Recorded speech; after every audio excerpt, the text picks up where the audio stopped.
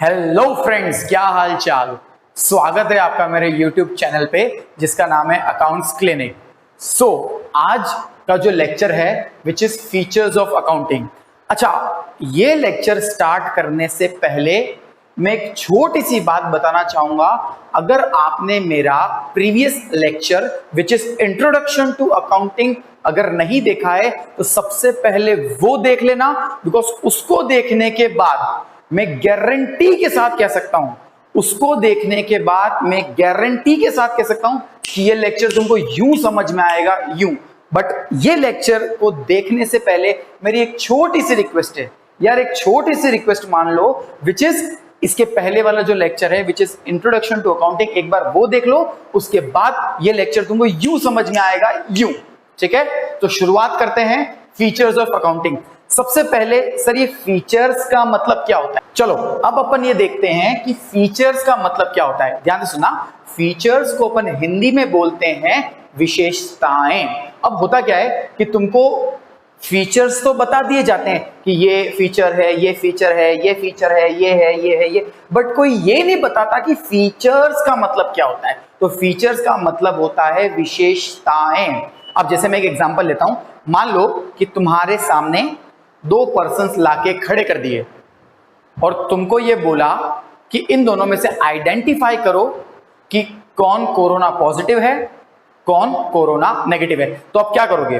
तुमको ये तो चीज पता है कि कोरोना पॉजिटिव के क्या क्या लक्षण है। तुमको पता है कि जो कोरोना पॉजिटिव है उसको खांसी होगी, उसको जुकाम होगा, उसको गले में दर्द होगा, उसका शरीर पेन करेगा। तो ये सब लक्षण होते हैं कोरोना पॉजिटिव के। तो तुम उन दोनों में से ढूंढोगे कि किसको वो लक्षण है और किसको वो लक्षण नहीं है। तो जिसको वो लक्षण पाए जाएंगे वो कहलाएगा कोरोना पॉजिटिव, और जिसमें वो लक्षण नहीं पाए जाएंगे वो कहलाएगा कोरोना नेगेटिव। तो उसी तरीके से अकाउंटिंग कहलाने के लिए ये सारे फीचर्स का होना जरूरी है। अगर ये सारे फीचर्स मौजूद होंगे तभी वो कहलाएगी अकाउंटिंग। जैसे मैंने अभी क्या बोला कि भैया खांसी, जुकाम, सिर में दर्द, शरीर में दर्द, गले में दर्द, अगर ये सब किसी के अंदर पाया गया तो वो कहलाएगा कोरोना पॉजिटिव। तो उसी तरीके से ये जो 7 फीचर्स हैं, अगर ये कहीं पाए गए तब कहलाएंगे वो अकाउंटिंग। शुरू करें, चलो।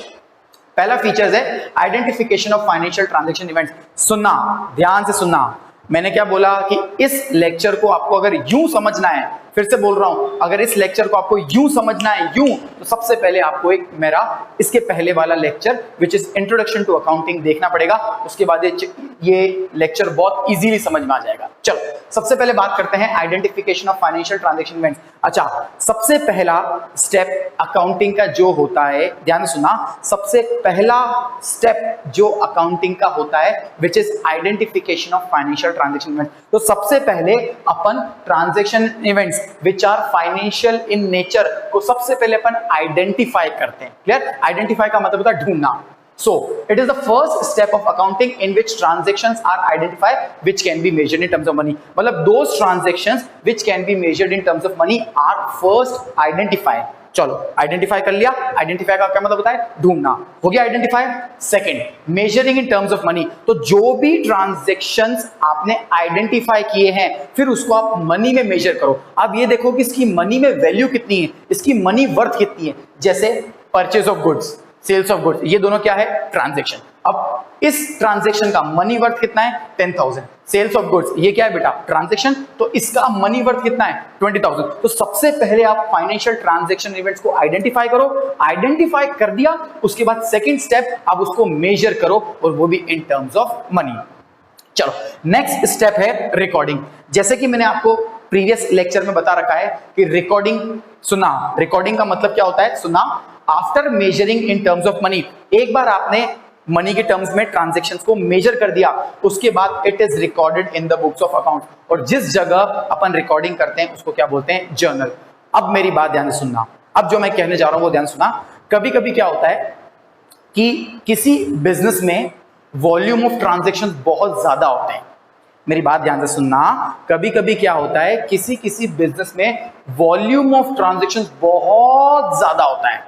तो वो बिजनेस क्या करता है, जर्नल तो बनाता ही है, समझना, वो बिजनेस जर्नल तो बनाता ही है, साथ साथ में वो कुछ बुक्स और बनाता है। सुना, वो जर्नल तो बनाता ही है, वो साथ साथ में कुछ बुक्स और बनाता है जिनको अपन नाम देते हैं सब्सिडियरी बुक्स। ये जो आपको बुक्स दिख रही है ना, इसको नाम दिया गया है सब्सिडियरी बुक्स। मैं फिर से बोल रहा हूं, देखो जर्नल तो सब बनाते हैं, बट कभी कभी क्या होता है, वॉल्यूम ऑफ ट्रांजैक्शंस इतना ज्यादा हो जाता है, इतना ज्यादा हो जाता है कि वो जर्नल से हैंडल नहीं हो पाता।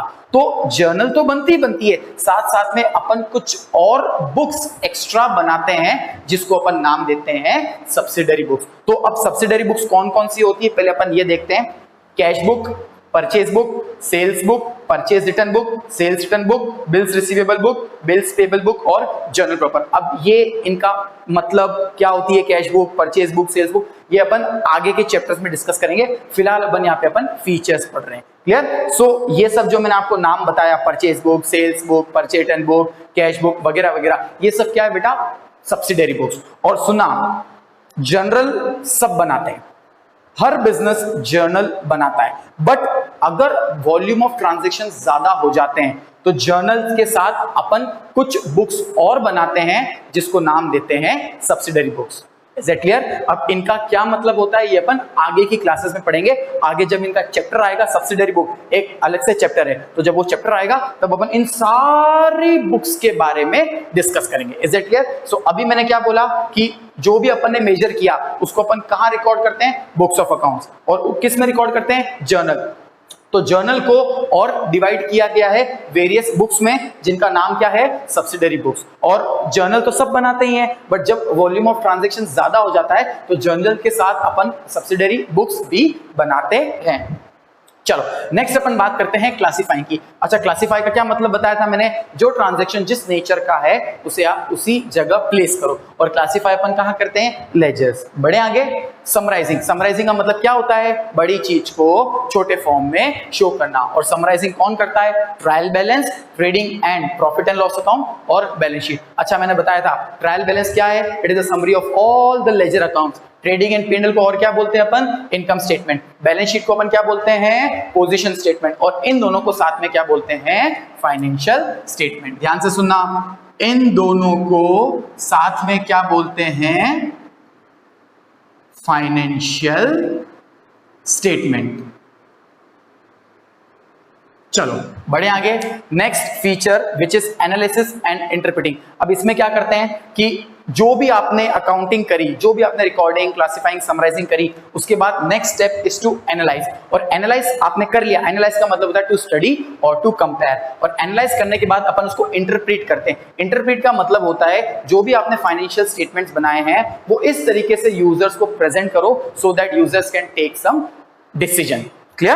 So presenting the financial data in such a manner so that users can understand it and can take some decisions. And last feature of accounting is communication. और सुना, ये accounting का last process है। Identification of financial transaction event is the first step of accounting and communication is the last step of accounting. चलो, तो accounting का last step है communication। जो भी अपन ने रिकॉर्ड किया, जो भी अपन ने क्लासिफाई किया, जो भी अपन ने समराइज किया, जो भी अपन ने एनालाइज किया, जो भी अपन ने इंटरप्रेट किया, वो लास्ट में अपन कम्युनिकेट कर देते हैं किसको, and users. It is the last step of accounting in which accounting is communicated to end users. अब जैसे कि मैंने आपको लास्ट लेक्चर में बताया था, accounting is the language of business and it is the and every function. सुना, accounting is the language of business and the main function of any language is to communicate the matters to the end users so that they can take some decision. उसी तरीके से communication is the last step of accounting in which all the financial data, all the financial informations are communicated to end users so that they can take some informed decision. देखो मैंने last में क्या लिखा हुआ है, it is the language of business. I hope so आपको ये lecture अच्छे से समझ में आया होगा। अच्छा, ये लेक्चर और अच्छा पढ़ने के लिए, ये लेक्चर और अच्छे से समझने के लिए एक बार वो लास्ट वाला लेक्चर, जो प्रीवियस वाला जो लेक्चर है वो देख लोगे तो ये और अच्छे से समझ में आएगा।